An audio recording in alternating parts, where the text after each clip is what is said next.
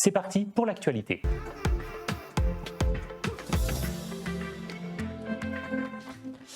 Alors Vanessa, j'aimerais que vous nous disiez un petit peu, pour vous, dans l'actualité, c'est quoi les nouveautés du moment ? Charles en parlait tout à l'heure, le cloud est la première, parce que, comme disait aussi Samuel, c'est la première étape pour appréhender les changements à venir, les technologies à venir, notamment l'IA. Et le deuxième sujet, c'est celui que j'appellerais le guichet unique, c'est-à-dire que pendant très longtemps, les entreprises, notamment les services RH, ont cherché ce qu'on appelle le best of breed, la meilleure solution pour chaque besoin spécifique. Et puis petit à petit, on se rend compte qu'il est beaucoup plus efficace d'avoir un éditeur qui répond à un certain nombre de solutions et qui vont travailler sur une base de données commune. Ce qui va apporter simplicité au quotidien, ce qui va apporter sécurité et justement une gestion de la performance beaucoup plus simplifiée en fait au quotidien pour les entreprises. Pour être très concret, ça veut dire que moi, en tant que collaborateur, à un moment donné, je ne vais pas avoir affaire à plusieurs personnes ou différents services ou différentes solutions. Je vais avoir à un moment donné une seule porte d'entrée pour toutes mes demandes, tout ce qui concerne mon univers en tant que collaborateur. Exactement. Et le gestionnaire RH ou les RH, derrière, pareil pour lui, il a une seule console, une seule base de données sur lesquelles sont pluguées les différentes solutions portées par un même éditeur. Alors Charles, vous allez être Monsieur Solution pendant cette émission, donc j'aimerais que vous nous disiez un petit peu au niveau des solutions, qu'est-ce que ça apporte et qu'est-ce que vous apportez par rapport à ce qu'on vient d'évoquer ? Eh bien, je l'ai dit tout à l'heure, le cloud, donc déjà c'est la révolution technologique qui va nous permettre de libérer du temps, là où hier les DRH étaient pris par des tâches administratives. Déjà la première tâche qui incombait dans les services RH, c'était la mise à disposition d'un bulletin de paye.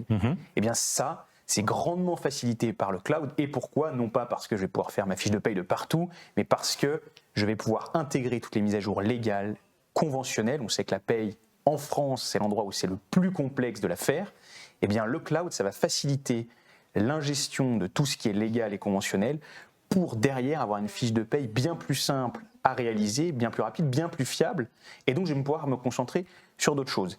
J'ai aussi la dématérialisation, on l'a dit, donc qui va me permettre de pouvoir donner accès bien plus simplement à l'information au sein du service RH et à mes collaborateurs, et ce fameux guichet unique qui va me permettre de pouvoir gérer les congés, les notes de frais, les compétences, par exemple les objectifs, les entretiens, l'onboarding, l'offboarding d'un collaborateur. Là où hier, l'intégralité de ces choses était manuelle, on avait de la ressaisie, et bien là, ça va être totalement automatisé. Et la technologie derrière tout ça, et ce qui le permet, c'est le cloud. Sans cloud, impossible de mettre ces outils à disposition de nos clients. Alors on le voit, il y a plein de choses qui sont dans la nouveauté, je dirais, technologique, voire dans les usages, mais on est en France. Et en France, on sait qu'il y a beaucoup de lois, beaucoup de choses qui nous sont imposées. Donc j'aimerais, Vanessa, que vous nous fassiez un petit récap de où on en est niveau actu, au niveau du légal.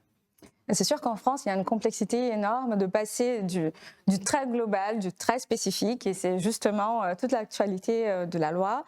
Donc si je parle de très global, on a le cas du fait générateur, donc qui occupe pas mal de bandes passantes dans les roadmaps des éditeurs de logiciels.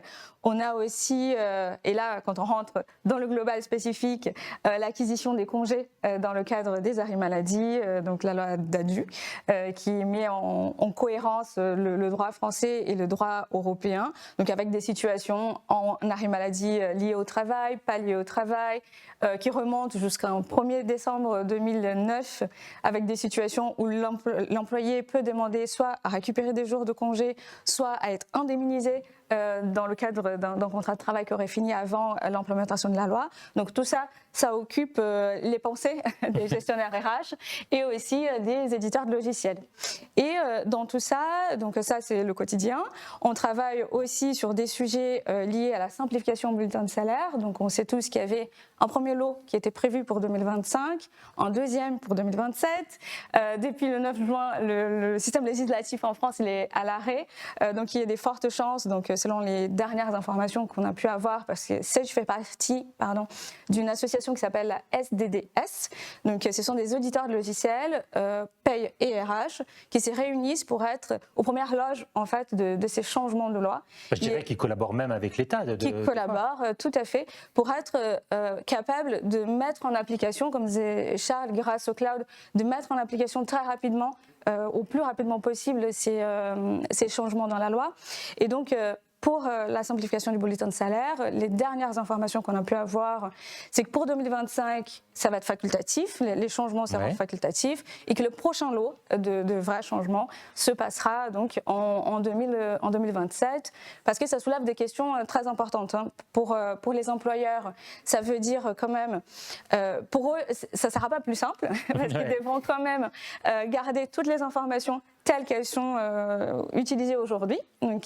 Et puis, dans le cadre où le salarié a une question ou a besoin d'un nouveau bulletin de salaire, ça aussi, ça veut dire que le gestionnaire RH sera incombé d'expliquer et de refaire une fiche de paye plus détaillée au besoin.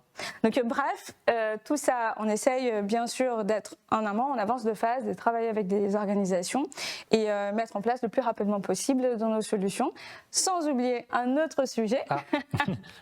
Bah oui, l'actualité sur le gâteau, elle est vraiment riche, qui est, on va dire, une préoccupation en toile de fond, parce que qui dit RH dit données personnelles, oui, des données très sensibles, et donc la RGPD à respecter dans le cadre de tous les échanges d'informations paye et RH. On va en parler un peu plus tard, la RGPD, puis surtout la sécurité des données, qui est très très importante, on le voit dans les RH aujourd'hui, et de plus en plus. Charles, monsieur Solution, en termes de solutions, qu'est-ce qu'on va matcher avec tout ce qui vient d'être dit ? Bien, déjà, la première chose, c'est que Sedge, on a un éditeur de logiciels réputé et ultra réputé pour être toujours à l'heure sur le légal. Donc évidemment que tous ces éléments vont être traités dans nos solutions et en temps et en heure. Donc pour 2025, mais on est déjà en avance. Donc globalement, sur la partie fait générateur dont parlait Vanessa, on a déjà sorti une première partie sur nos solutions là, dès maintenant. Et on va traiter aussi d'ailleurs, on va se servir de ce levier légal pour traiter la rétroactivité. La rétroactivité, c'est une demande de la majorité donc, des RH ou des faiseurs de paye en France, puisque ça va nous permettre de retraiter une fiche de paye à un moment avec des données qui étaient présentes avant sur des calculs de cotisation par exemple. Donc ça va nous permettre de répondre à cette loi, mais ça va nous permettre également de apporter de la flexibilité dans les solutions. Sur la partie bulletin, c'est la même chose. On a sorti d'ores et déjà le premier lot de la simplification du bulletin, et on va parler de simplification d'affichage, comme l'a dit Vanessa, malheureusement, on ne va pas simplifier le bulletin de paye en France. Je pense que ça n'arrivera jamais, mais on va simplifier l'affichage pour une meilleure lisibilité par le collaborateur.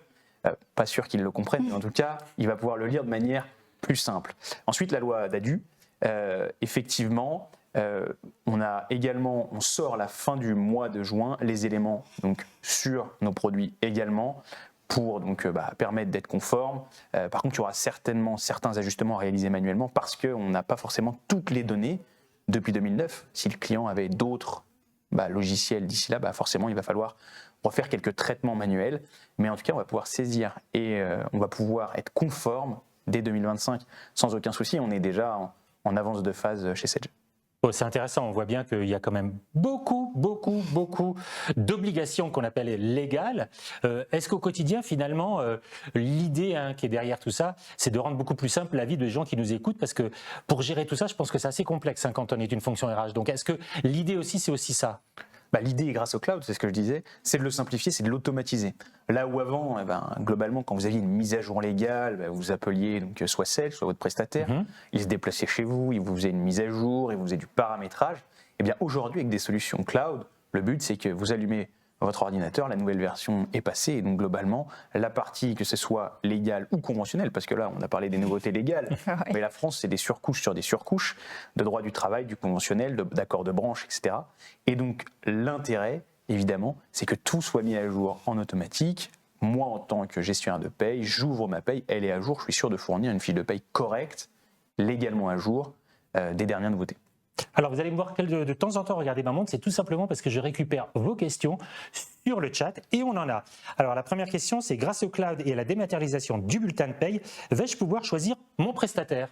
Eh bien oui, alors le prestataire, ça dépend, est-ce que c'est un partenaire, est-ce que c'est Sedge ? Donc quoi qu'il arrive, nos solutions, elles sont compatibles avec les solutions de dématérialisation donc, du marché. Par exemple, Sedge Démat.RH avec UKG, PeopleDoc, pour ceux qui ne connaissent pas, ou alors avec la place digitale de DocaPost, qui sont les deux acteurs majeurs, mais même si c'est une autre solution de dématérialisation, on peut tout à fait être conforme et on peut choisir sa solution chez Sedge de dématérialisation. Sachant que je précise que pour ces acteurs-là, on est aussi sur des partenaires qu'on appelle de confiance. C'est-à-dire c'est vraiment des gens qui sont dans les règles vraiment de tout ce qui est sécurité. Une autre question, pour la dématérialisation, faut-il un logiciel spécifique ou est-ce que c'est possible avec Sage 50 gestion compta? Alors du coup, Sage 50 gestion compta, c'est la gestion et de la compta. Là, on parle de dématérialisation de bulletins, donc tu l'as dit, Patrick. Il faut effectivement des solutions dédiées avec ce qu'on appelle de l'archivage à valeur probante. C'est-à-dire que lorsque mon employeur va déposer mon bulletin à l'intérieur de ce coffre-fort, et c'est bien l'acte de dépôt par l'employeur avec une solution certifiée qui garantit que ce bulletin est bel et bien certifié. C'est-à-dire que si c'est moi qui l'ajoute, c'est pas certifié. On est d'accord. Ok, d'où la sécurité. On vient de faire un petit tour d'horizon de tous ces sujets, je dirais, d'actualité. Samuel, j'aimerais vous entendre par rapport à tous ces changements. Est-ce que vous avez des recommandations ou des idées à donner aux gens qui nous écoutent? C'est qu'effectivement, en fait, moi ce que j'ai entendu, c'est qu'il y a un vrai enjeu pour récupérer du temps, pour passer moins de temps sur ces tâches administratives et surtout de suivi de contraintes légales qui évoluent régulièrement, de faire confiance à des outils, de s'équiper rapidement pour pouvoir passer du temps ensuite sur le terrain et être un vrai partenaire de ce qui se passe dans la réalité des entreprises. Et au-delà du temps qui est récupéré, je crois qu'il y a un autre enjeu et qui fait qu'il faut qu'on s'y mette vraiment maintenant, c'est qu'en fait les collaborateurs, les RH, dans leur vie de tous les jours, ils utilisent des applications qui sont à la pointe de la technologie. On a les meilleurs téléphones, on a les meilleures applications sur l'ordinateur, quand on regarde des films, quand on écoute de la musique, tout fonctionne parfaitement. Et c'est hyper frustrant quand on arrive dans l'entreprise et qu'il y a un côté un peu archaïque, soit en tant que collaborateur, soit en tant que RH, de se dire, en fait, ils sont encore il y a 10, 15, 20 ans, alors que la technologie, elle existe aujourd'hui, ils n'en sont pas équipés. Donc je crois que c'est l'urgence plus que jamais, au-delà du temps récupéré, juste pour l'expérience aussi collaborateur, autant pour les RH que pour tous les membres de l'entreprise qui vont utiliser ces solutions, de se dire, en fait, on est tout de suite à la pointe et on a des outils qui sont agréables à utiliser au quotidien. Justement, Vanessa, j'aimerais vous entendre parler sur ça parce qu'on se rend compte que tout ce que vous mettez en place, quelque éditeur que ce soit d'ailleurs, l'idée quand même derrière, c'est effectivement d'améliorer le quotidien des gens qui utilisent, que ce soit les collaborateurs ou les chargés RH, les responsables RH, mais c'est aussi quelque part une question de bien-être, de donner une image déjà, qui est intéressante par rapport au recrutement, mais aussi de faciliter la vie au quotidien des collaborateurs. Bien sûr, l'expérience, elle est très importante. On parlait tout à l'heure de l'attractivité, de la marque employeur, du quotidien où en effet on veut avoir les meilleures solutions, on a accès aux meilleures solutions et donc dans son cadre professionnel également. Et c'est ce qui permet aussi de faciliter l'échange d'informations. Plus une solution va être à la pointe, plus elle va être facile à utiliser, plus les collaborateurs vont interagir avec cette solution et vont travailler avec plaisir. Qu'est-ce que vous constatez, vous, Charles, par rapport aux solutions? Est-ce que vous voyez justement cet aspect où les gens se disent finalement, ça m'aide beaucoup, ça me permet d'avoir un peu plus de temps pour moi? Comment vous voyez réagir les gens sur le terrain? Clairement, je vais vous prendre un exemple. Moi, par exemple, quand je suis rentré chez Sage, je posais déjà mes congés sur un intranet, etc. Et moi, en tant que collaborateur, je ne me verrais pas aller dans une entreprise où j'ai pas de digitalisation de mes congés, c'est-à-dire où je dois encore remplir une fiche pour mes congés, voire aller voir mon manager pour lui demander en face, ou alors ma note de frais. La faire à la main, renvoyer mes facturettes qui se seront effacées d'ici là et être remboursées un mois plus tard, c'est-à-dire que j'aurais dépensé d'ici là l'intégralité de mon salaire pour travailler. Donc je pense même, au-delà de ça, qu'aujourd'hui les collaborateurs recherchent ces solutions parce que, comme l'a très bien dit Samuel, on l'utilise dans le cadre quotidien, c'est-à-dire que ça fait des années qu'on utilise nos téléphones et des applis mobiles, ça fait des années qu'on a mobilité, et dans le cadre professionnel, on a envie de retrouver cette flexibilité. Et je pense qu'une entreprise qui n'a pas ces outils, très concrètement, elle perd en attractivité, elle perd des salariés. C'est vraiment ça entache la marque employeur. Et très concrètement, ça peut être un frein à la rétention de talents. Donc oui, effectivement, les clients et les personnes qui utilisent ces solutions, déjà, sont très satisfaites, mais aussi conservent leur talent et donc prennent un avantage concurrentiel sur leurs concurrents, parce que nous, on fournit des outils, c'est pas pour se faire plaisir, on fait plaisir à Sage et dire ouais super, on dématérialise ses congés. Non, ce qu'on donne, c'est un avantage concurrentiel aux entreprises par rapport aux autres entreprises.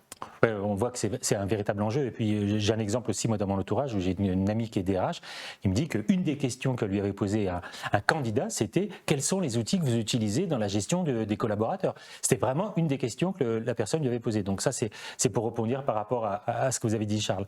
Et ce qui est marrant, c'est tu as parlé d'avantages concurrentiels, ça ne devrait pas en être un. En fait, ça devrait être un sujet qu'on élude rapidement. Où, en fait, c'est le cas et toutes les sociétés sont dotées de ces genres d'outils et on avance. Mais c'est encore aujourd'hui, ça reste un avantage concurrentiel et c'est ça qui est assez dingue. Passons vite à autre chose.